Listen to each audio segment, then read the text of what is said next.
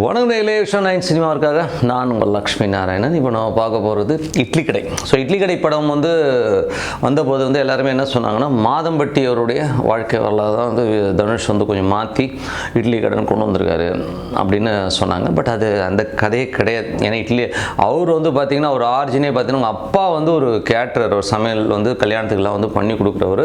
So அந்த குடும்ப வழியில் வந்தவர் அப்படியே கொஞ்சம் செஞ்சு பெரிய லெவலில் ஒரு ஸ்டார் சமையல்காரர் தான் இருக்கிறார். ஸோ அதுக்கும் இதுக்கும் சம்மந்தமே கிடையாது, ஓகேங்களா. பட் இந்த படத்தோட ஒரிஜினல் ஹீரோ யாருன்னா முருகன் இட்லி கடை மனோகர். ஸோ முருகன் இட்லி கடைங்கிற ஒரு ஸ்தாபனம் இருக்குது பார்த்தீங்களா.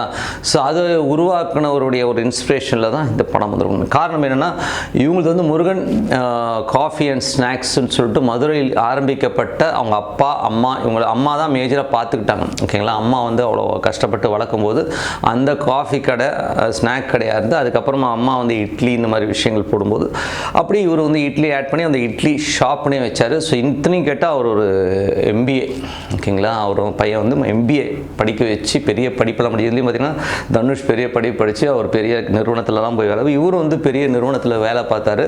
அவர் பெரிய ஐடி கம்பெனிலாம் ஒர்க் பண்ண ஆள் தான். ஒர்க் பண்ணிவிட்டு ஒரு ஃபைன் டே 2003 முதல் கடையை ஆரம்பித்தார் முருகன் இட்லின்னு.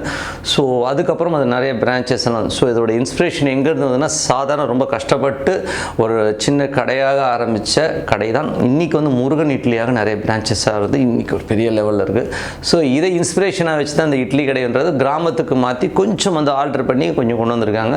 ஸோ இது ரியலி ஒரிஜினல் ஸ்டோரி பார்த்திங்கன்னா முருகன் இட்லியோட கடையை வச்சு தான் இதோட இட்லி கடைங்கிற ஒரு விஷயத்தையே கொண்டு வந்திருக்காங்க. அதுதான் உண்மை. நீங்கள் கூகுள் பண்ணி பாருங்கள், கண்டிப்பாக இந்த விஷயம் உங்களுக்கு புரியும் சொல்லிட்டு உங்களோட விடைபெறுவது உங்கள் Lakshmi Narayanan. Vision 9 cinema subscribe பண்ணுங்கள், பெல் ஐக்கானை ப்ரெஸ் பண்ணுங்கள். நன்றி, வணக்கம்.